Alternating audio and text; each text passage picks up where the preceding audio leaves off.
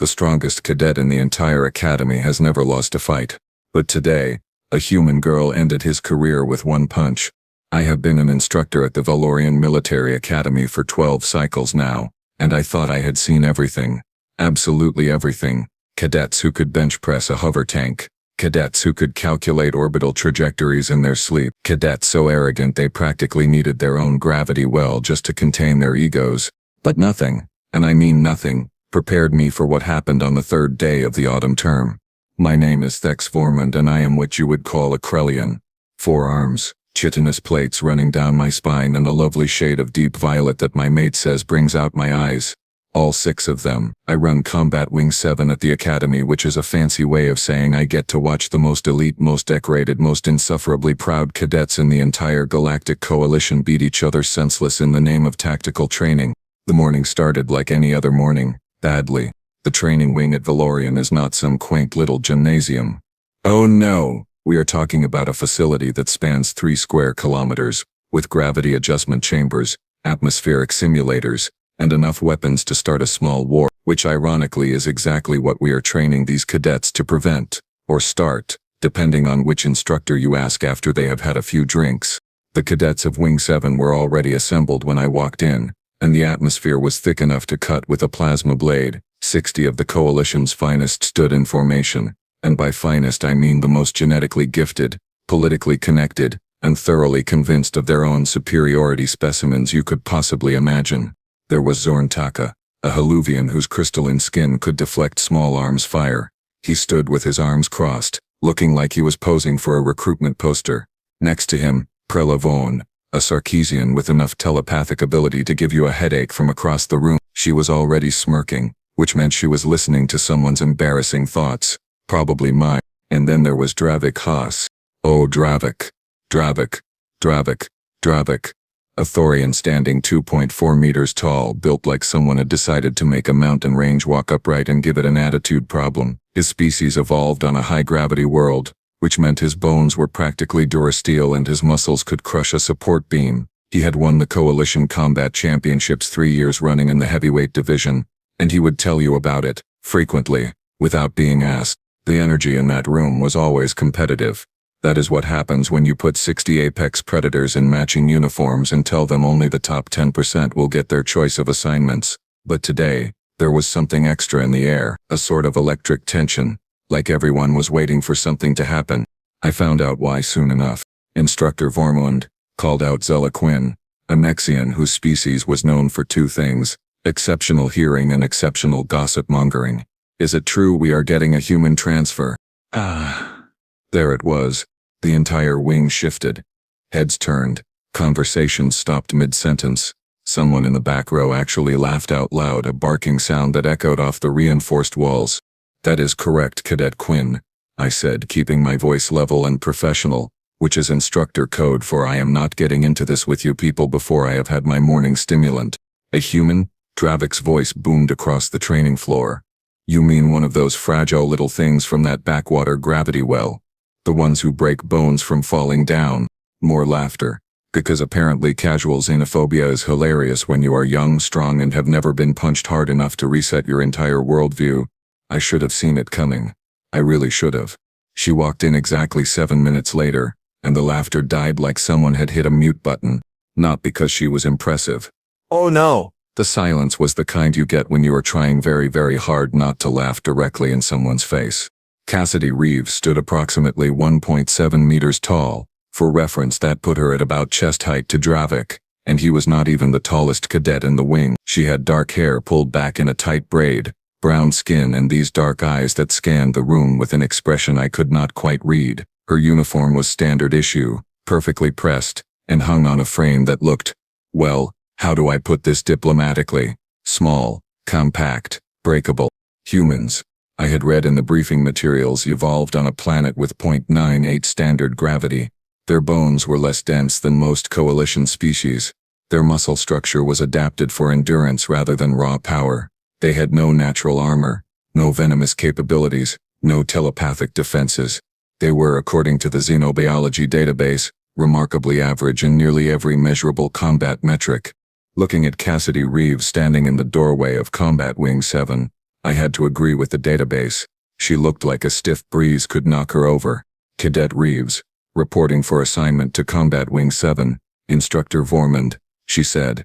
Her voice was clear, steady, and carried none of the nervousness I would have expected from someone walking into a room full of predators who outweighed her by 50 kilos minimum.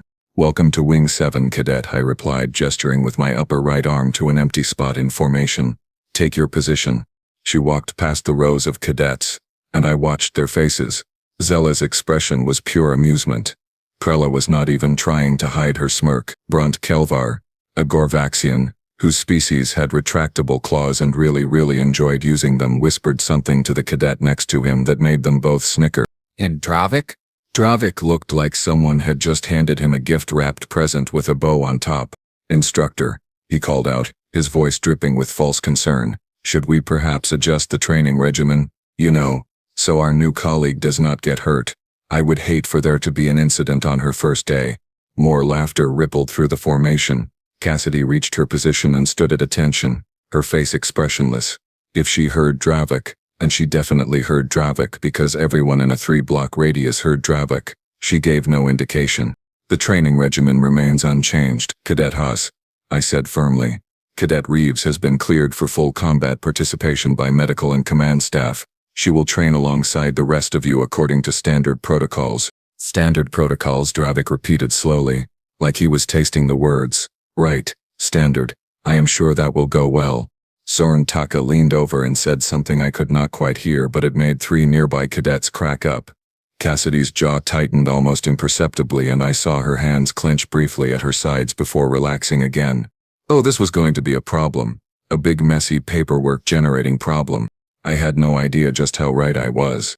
The harassment started before we even made it to the first drill. I had split the wing into sparring groups. Standard warm-up procedure, nothing fancy, light contact, technical work, the kind of thing that keeps cadets sharp without sending anyone to the medical bay before lunch. Cassidy ended up in rotation group 3, which through sheer cosmic comedy included Dravik, Zella and Braun. Of course it did. "So, human," Dravik said, stretching his massive arms in a show that was entirely unnecessary and completely deliberate. "What exactly do your people contribute to the coalition military? I mean, besides statistics on workplace injury rates." Zella snorted. She was circling the mat like a predator, her scaled skin catching the overhead lights. "Come on, Dravik, be fair. Humans are excellent at paperwork, very detail-oriented, great with logistics, I hear." "Ah yes," Bront chimed in, flexing his claws in and out with audible clicks. "The mighty human administrative core. Truly terrifying." Cassidy was doing stretches, pulling her arms across her chest one at a time, rolling her shoulders. She did not look at any of them. "I am here to train, not to debate coalition policy," she said evenly. "Oh, she talks," Dravik said with mock surprise. "I was worried maybe your species was too fragile for verbal communication. You know, did not want you to strain something." A few cadets from other groups were starting to watch now. This kind of drama was better than breakfast entertainment, and everyone knew it.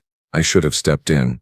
Professionally speaking, I absolutely should have stepped in, but I wanted to see how the human would handle it. Call it field research. "My species is capable of verbal communication, yes," Cassidy replied, still not making eye contact. She dropped into a lunge, stretching her legs. "Among other things." "Other things," Zella repeated, grinning. "Like what? Crying?" "I read humans leak fluid from their optical organs when they experience emotional distress." "Is that true? 'Cause if this is too much for you already, we can get you a tissue or something." Cassidy straightened up and finally looked at them. Her expression was calm, almost bored. "We do produce tears, yes. We also produce adrenaline, which increases pain tolerance and reaction time. Useful in combat. You should look it up sometime." Oh, that was a mistake. A beautiful, perfect mistake, but a mistake nonetheless. Dravik's face darkened. Thorians do not like being told to look things up. They prefer to be the ones doing the educating, usually through physical demonstration. "Pain tolerance," he said slowly. "Right. Tell me, how much pain can a human tolerate before those weak little bones of yours snap like twigs?" "I do not know," Cassidy said. "Want to find out?" The training wing went very quiet. Bront's eyes widened. Zella actually stopped moving. Even I felt my mandibles click together in surprise. This small, statistically fragile human had just essentially challenged Dravik Haas, 3-time coalition combat champion, to test her pain threshold. Either she was incredibly brave or incredibly stupid.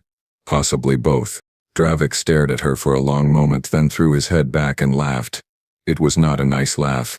It was the kind of laugh that says, I am going to enjoy this way too much. Oh, I like you, human. You have got spirit. Misplaced. Suicidal spirit, but spirit nonetheless. Is that a yes? Cassidy asked. You want to go? Dravik stepped onto the sparring mat, his boots making the reinforced floor shudder slightly. You actually want to spar with me? Right now? Cassidy rolled her neck and I heard something pop. Unless you are all talk, Cadet Haas.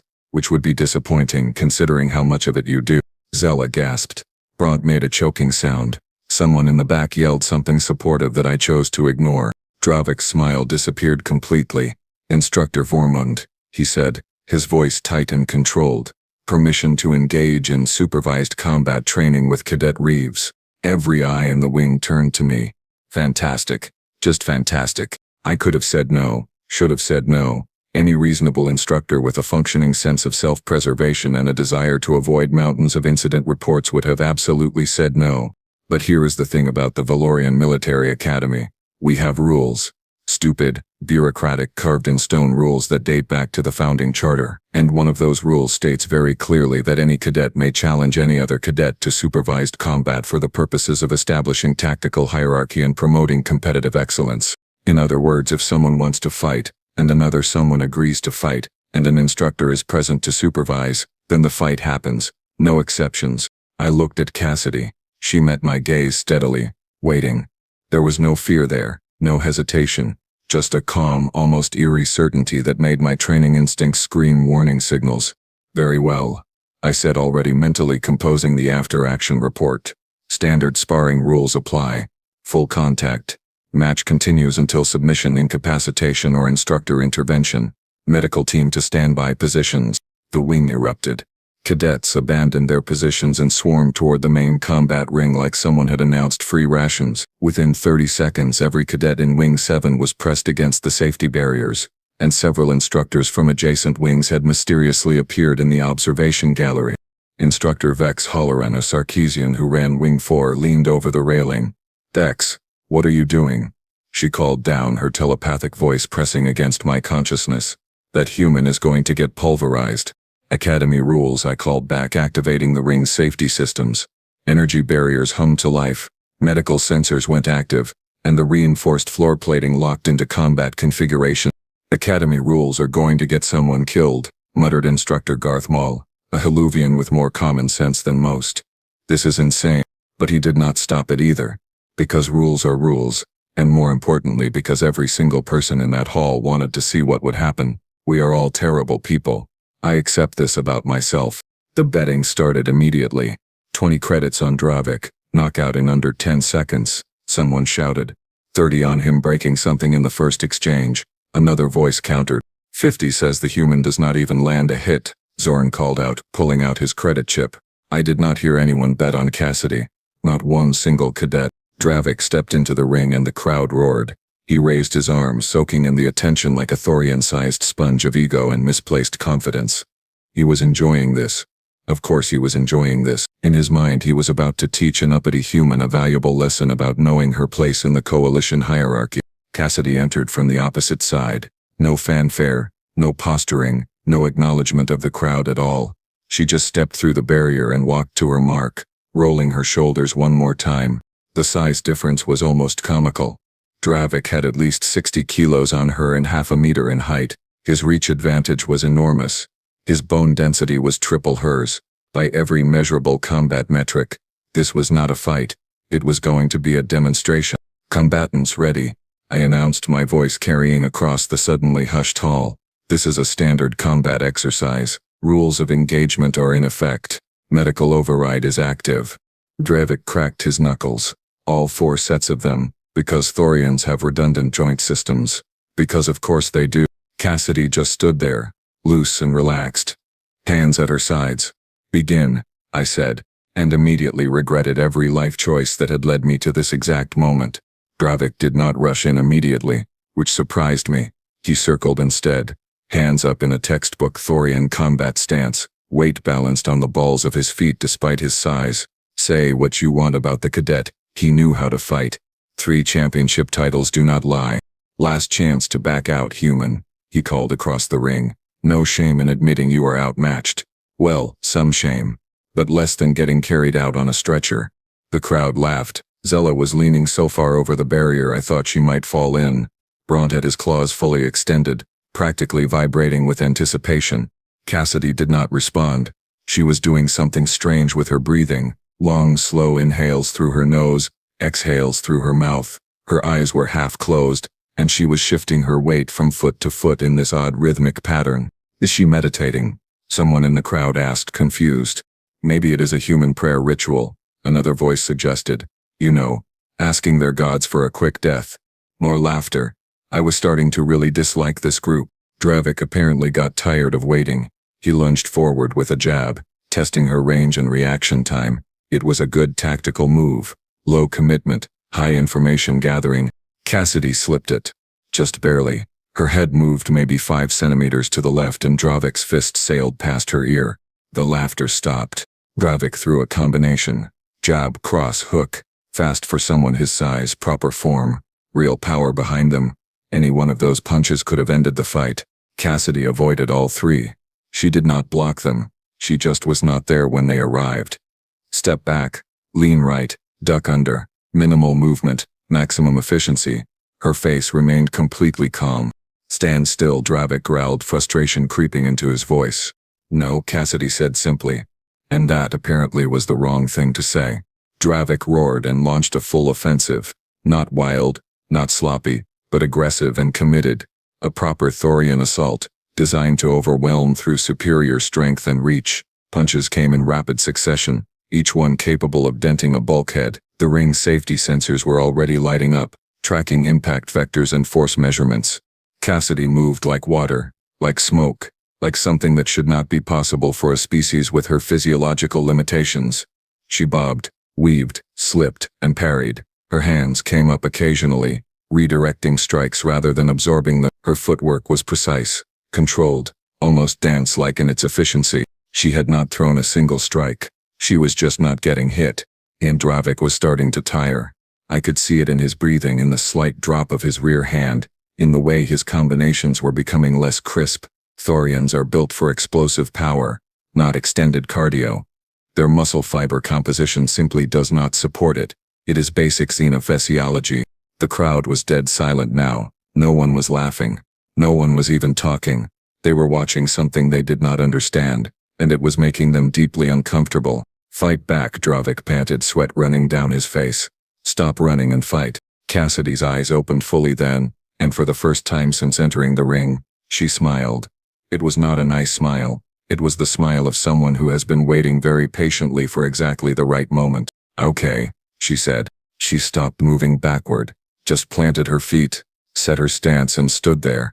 Dravik saw the opening and took it, chambering back his right arm for a haymaker that would have knocked her into the next training cycle. Time seemed to slow down. I could see every muscle in Dravik's arm engaging, could see Cassidy's weight shift, her right foot sliding back slightly, her hips rotating, her shoulder dropping.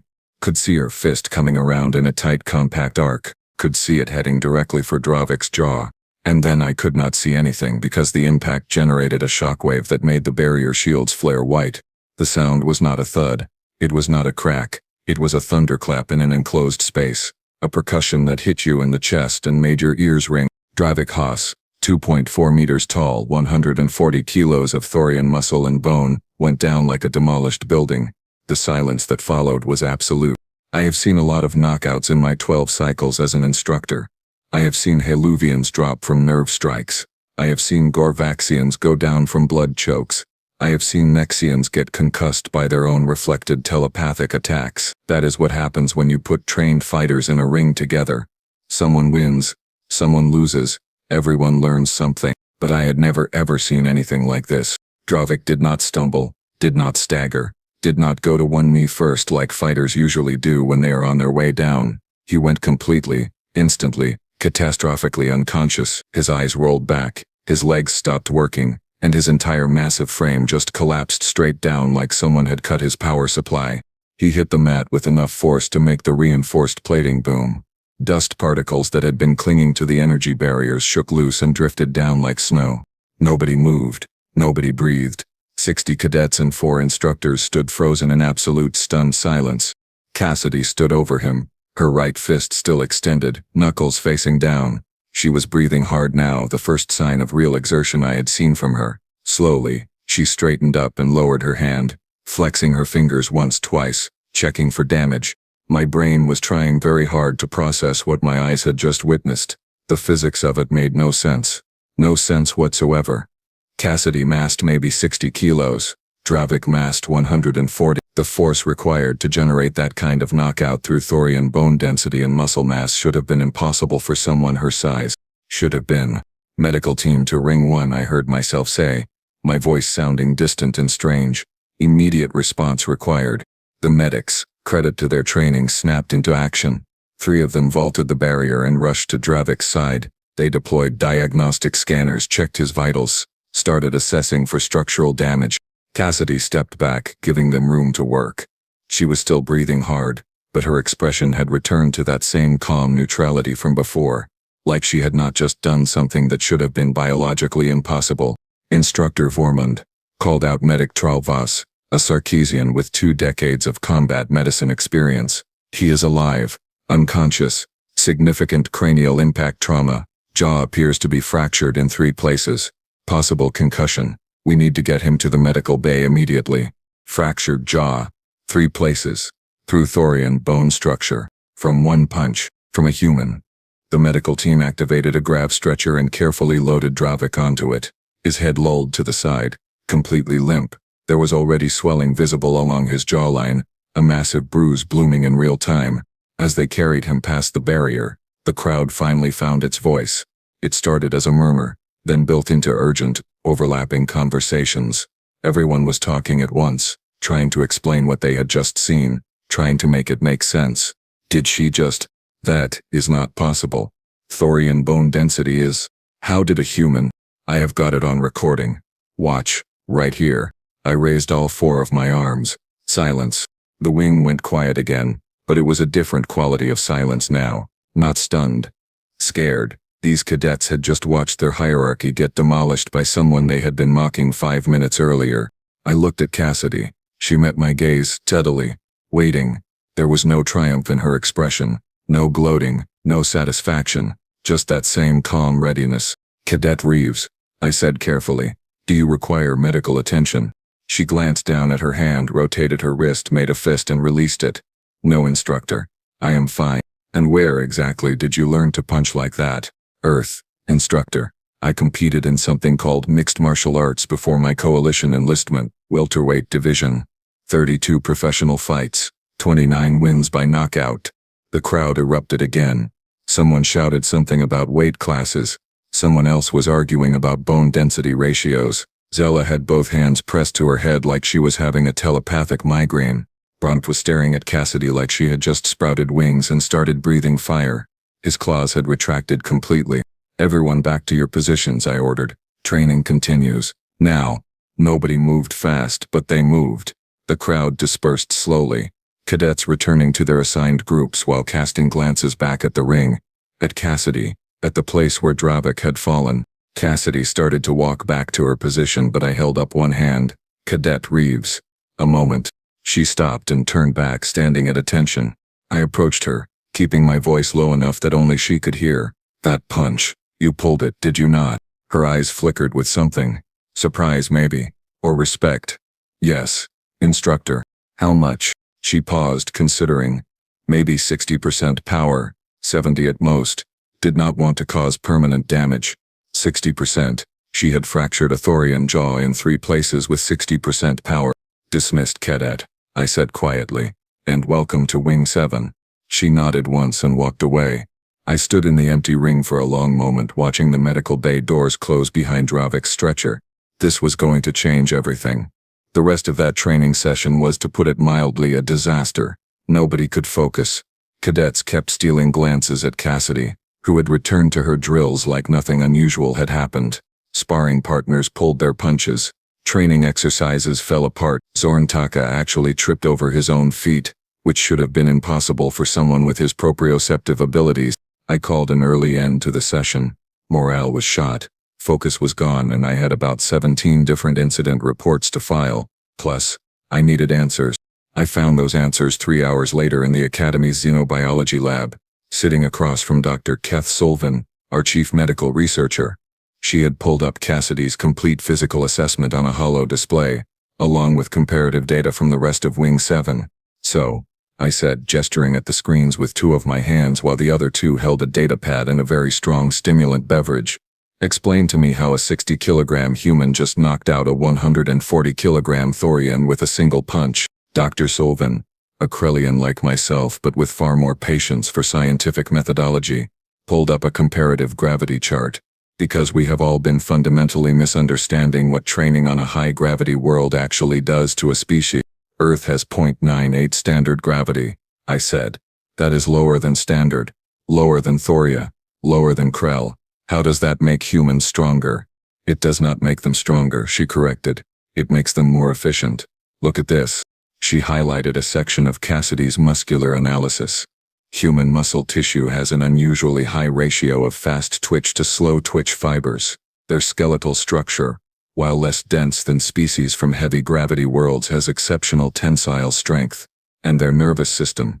She pulled up a neural pathway diagram. Their reaction time from stimulus to muscular contraction is faster than 70% of coalition species. I stared at the data, but the database said humans were average in combat metrics.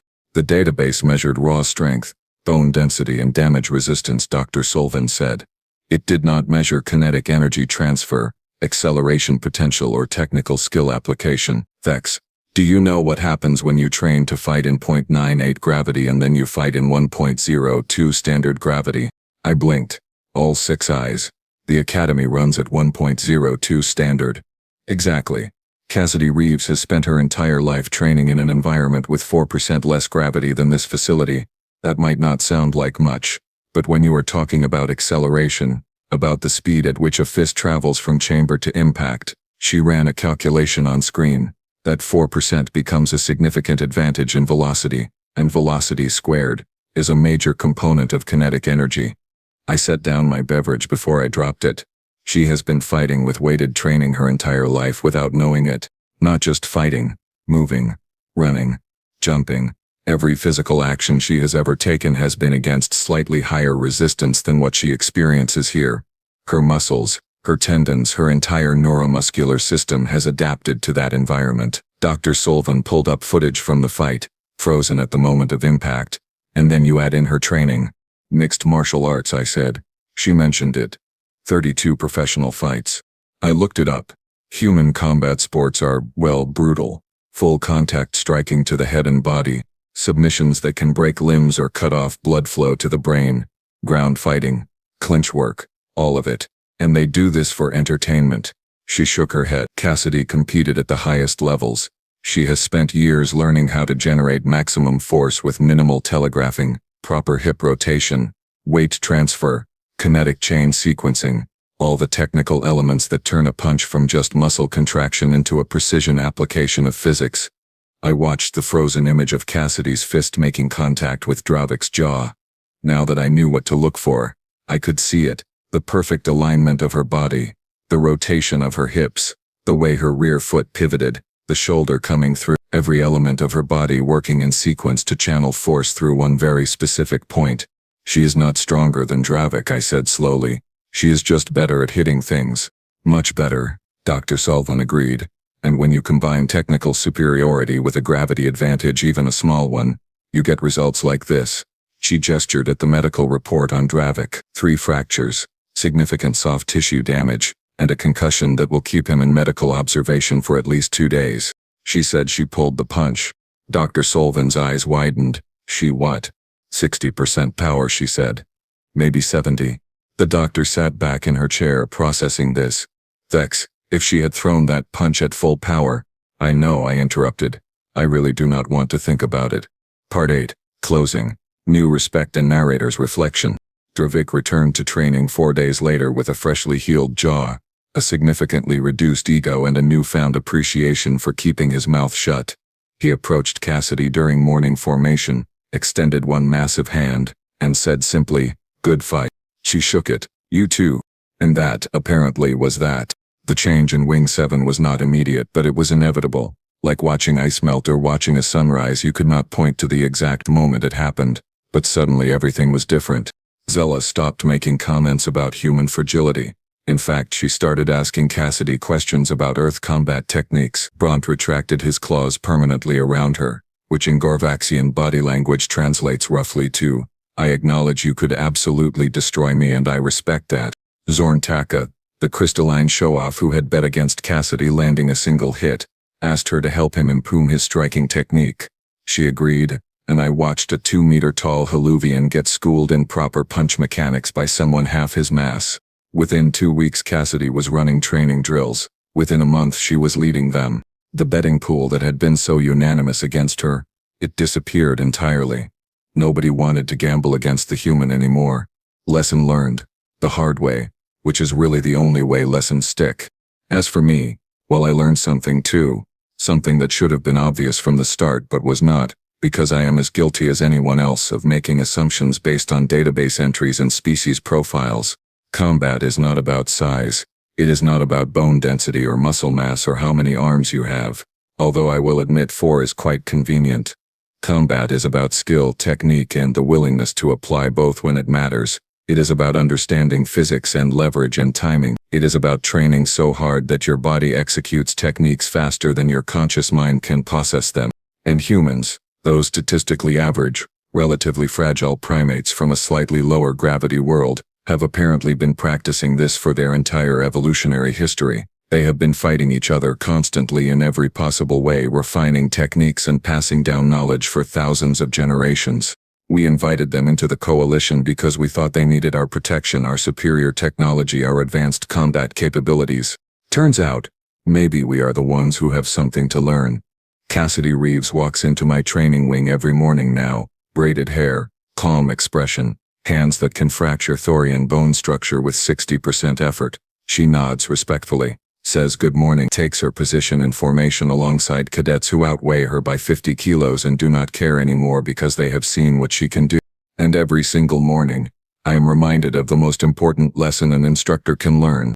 Never, ever underestimate someone based on their species profile, especially if that someone is human. Trust me on this one.